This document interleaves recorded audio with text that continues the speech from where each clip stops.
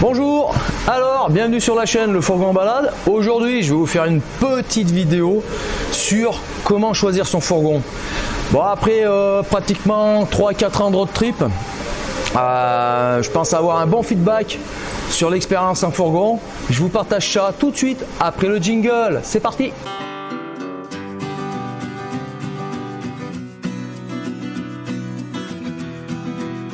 Alors, comment choisir son fourgon? Pour moi, il y a un critère qui est quand même important, c'est le nombre de personnes qu'on veut transporter et qu'on veut coucher. Donc ça, c'est un point à pas négliger. Il y aurait aussi un autre point qui est aussi important, c'est la hauteur. La hauteur va déterminer en fin de compte où on veut aller, où on veut passer. Et si on n'est pas trop grand, moi je suis petit, donc un H1 me convient. Quand on commence à mesurer 1m80 ou 1m70 dans un H1, ça peut être un inconvénient. La longueur. Effectivement, plus le fourgon est long, plus on va pouvoir avoir un univers confortable. Maintenant, il faut juste trouver le bon équilibre entre ce qu'on veut faire et sa longueur. Et aussi, une partie importante, plus le fourgon est long, plus il y a de la galère à stationner. Parking, rue étroite, donc des critères à ne pas négliger. Pour moi aussi, un autre critère qui est important, c'est la puissance moteur. Bon, bien souvent, sur une question de coût, on a tendance à prendre un moteur pas trop puissant, une question d'assurance aussi. Mais si on aime le road trip en montagne, pour aller chercher des beaux espaces de nature, la puissance est un critère qu'il faut prendre en compte. Aussi, à savoir quelle est l'utilité du fourgon. On fait des balades en hiver, on fait des balades en été ou on fait juste des balades en week-end. Puisque tout ça va dépendre de son isolation. On va faire une isolation plus axée sur le froid ou une isolation plus axée sur le chaud, ou voire les deux. Parce que tout dépend les road trips qu'on veut faire. Alors aussi, à prendre en compte, c'est comme je l'avais dit au tout début, c'est le nombre de couchages. Là aussi, si on veut une cuisine, pas de cuisine, si on veut vraiment faire à manger à l'intérieur du fourgon, bon allez, on veut faire une paella. Bon, c'est un peu chaud quoi. Donc généralement, c'est vrai qu'en fourgon, on privilégie plus d'une alimentation, on va dire, sommaire. Il y a aussi la particularité du frigo. On prend un frigo, on prend pas un frigo, on prend une glacière, on prend pas une glacière. Bon, ça c'est à voir. Après, vous avez le cas de figure de faire les courses plus souvent. Alors, à voir ce qui est le mieux pour chacun. Il y a aussi la question eau chaude, eau froide. On veut une douche, on veut pas une douche. Comment s'orienter? Et puis c'est assez sympa là, vous voyez, je me trouve en pleine nature. Une petite balade en nature comme ça, c'est quand même bien cool. Donc, revenons au sujet. Eau froide, eau chaude, cela aussi va dépendre des réservoirs d'eau qu'on veut mettre. Si on installe un chauffage, style boiler ou autre. Des questions à pas négliger. Perso, j'ai rien de tout ça, parce que mes road trips sont pas dans un cas de figure où j'ai besoin de cette autonomie. Ah bah tiens, pour les connaisseurs, regardez derrière là, ceux qui font du BMX, vélo, là c'est une aire d'entraînement, je vous raconte pas, il y a de quoi faire.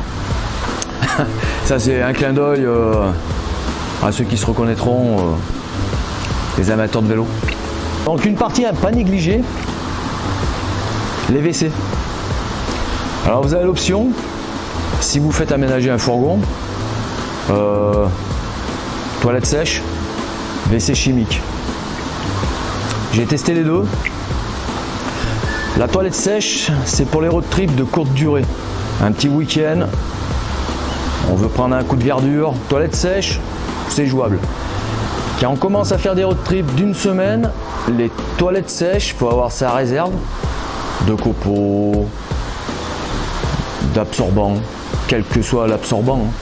Moi j'ai utilisé des absorbants de pétrole, des absorbants de la vermiculite qui est un absorbant.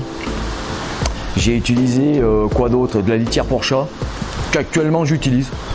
Franchement c'est le meilleur rapport qualité-prix. Hein. La litière premier prix pour chat, ça va. L'inconvénient de la toilette sèche, je dirais qu'il y en a quelques-uns. Pour moi le premier c'est l'autonomie. Le deuxième c'est le mélange popo-pipi.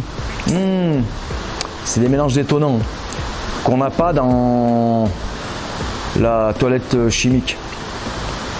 Et sur l'autonomie, la toilette chimique, on peut durer une petite semaine pour 2 personnes.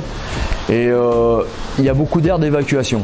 La toilette sèche, dépasser 3 jours de road trip, on peut avoir de la difficulté sur l'évacuation des déchets, sur le renouvellement des absorbants. À voir. C'est pas d'ailleurs pour ça que je suis passé en litière pour chat. Franchement, ça se trouve de partout. 3 balles, on achète un sachet et on est pépère. Voilà, mais je ferai sûrement une vidéo sur la toilette sèche parce que ça fait maintenant pas loin de 6 mois, voire même 1 an que je l'utilise. Je pourrais vous dire les défauts, ses qualités et je ferai la comparaison avec les toilettes chimiques que j'avais avant. Ça sera dans une autre vidéo. Bon, bah là j'ai pris un peu de hauteur sur le bike park où je suis. Alors, les accessoires aussi, c'est pas à négliger. Vous avez les panneaux solaires, vous avez les convertisseurs 12 volts 220, ce qui permet quand même d'avoir on va dire une autonomie énergétique. Si on veut installer des LED, des pas LED, si on veut un attelage caravane pour tracter une remorque, pour avoir une autonomie bagagère suffisante. Et en parlant d'autonomie bagagère suffisante, ça me fait penser à quelque chose de vraiment très important sur le fourgon ou même les camping-cars, c'est la charge utile. Généralement, quand ils homologuent leur charge utile, ces fabricants de camping-car ou de fourgon, les pleins sont à moitié. Si vous avez 2 bouteilles de gaz, ils en mettent qu'une à moitié chargée, etc. Donc ça augmente votre charge utile, mais en réel, votre charge utile, elle n'est pas ce qu'elle est dite. Donc pensez bien à vérifier cette charge utile. C'est simple, vous allez dans un concessionnaire, vous lui demandez la charge utile du fourgon, vous essayez le fourgon, s'il y a une bascule pas loin de chez vous, vous allez le peser. Vous allez voir tout de suite que normalement il devrait être plus vers le poids à vide puisqu'il n'y a rien dedans. Vous n'avez pas encore, vous n'avez pas rempli le frigo, vous n'avez pas rempli vos 100 litres d'eau, etc. Et là on a de réelles surprises. La plupart des camping-cars et des fourgons sont en surcharge. Donc c'est un critère vraiment à prendre en compte. Ouais, je me déplace un peu sur le module là, je sais pas ce que je vais faire. Je vous partage là-haut une vidéo sur le panneau solaire que moi j'ai installé. Ça peut être intéressant, ça peut ouvrir des questions. Et puis voilà, sur ce petit module, je vais vous dire à bientôt. Restez connectés et puis vous pouvez laisser un commentaire dans la box commentaire qui est juste en dessous. J'y répondrai peut-être pas dans l'immédiat puisque je cours un peu de partout. Et puis aussi, si vous avez aimé la vidéo, vous pouvez la partager et abonnez-vous à la chaîne Le Fourgon en Balade. Je vous remercie, à bientôt pour une prochaine vidéo. Ah oui, j'oubliais, il y a d'autres vidéos qui peuvent vous intéresser aussi. Et puis là et là, il y en a aussi.